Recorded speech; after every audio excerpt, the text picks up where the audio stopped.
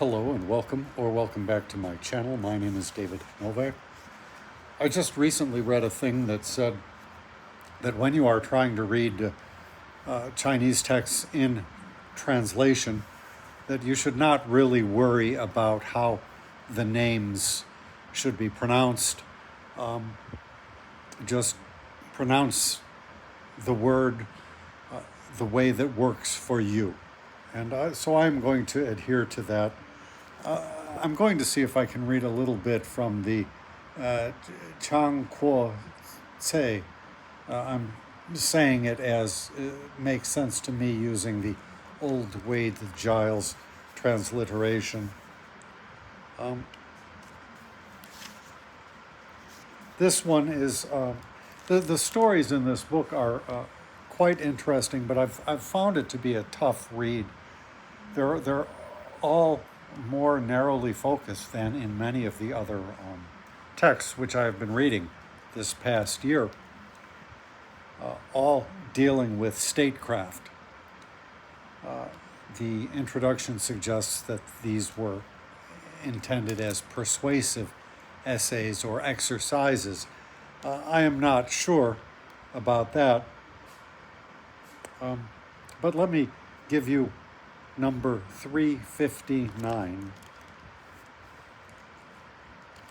Qin defeated Wei at Hua, and the king of Wei prepared to go to Qin's court.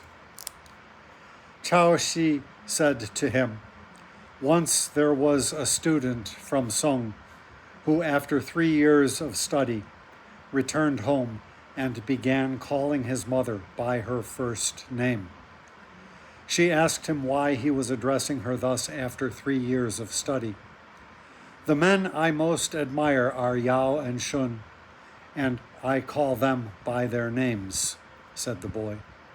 'The greatest things I know of are heaven and earth, and I call them by their names. You, mother, cannot be more admirable than Yao and Shun, nor greater than heaven and earth. So I called you by your name. If you intend to put everything you have studied into practice, son,' replied his mother, 'I would like you to refrain from calling me by my first name. Or, if you intend to delay putting some of the things you learned into practice, would you make addressing your mother by her first name last on your list? Now, you are going to serve Qin, your majesty, but should you so lightly decide that you must go to her capital, I wish your majesty would reconsider and make going to the Qin court the last thing on your list.' 'You mean you fear I may go there and never get out?' asked the king. 'But Shu Wan swore to me that if anything happened, he would have his own head buried with me.'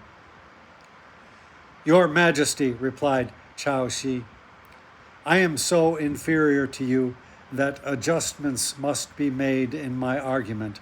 But were someone to assure me that I could enter a bottomless pool and come out safely, or he would have a rat's head buried with me, I would still refuse to do it. Qin is as unpredictable as the deeps of a bottomless pool, and Shu Wan's head is much the same thing as the head of a rat. I would not have your majesty taken into unpredictable Qin and buried with a rat's head.' 'Would you be more concerned over losing Liang or Ho Ne?' continued Cao Shi. 'I should be more concerned over Liang.' 'Would you be concerned over losing Liang or your life?' 'My life.' 'So among these three, your life comes first and Ho Ne last. Qin has not yet demanded the least of these, while your majesty is offering Qin the greatest. Is that proper?' But since the king did not heed Cao Shi, Ts'e said, 'Look at what the king of Chu did, your majesty. When he entered Qin, he only sent a 3-chariot officer to precede him. If the king of Chu had not entered Qin, Chu and Wei would now be united and a match for Qin. After that, the king ceased his preparations. So just a brief anecdote from this book, translated by J.I. Crump. Thank you for listening.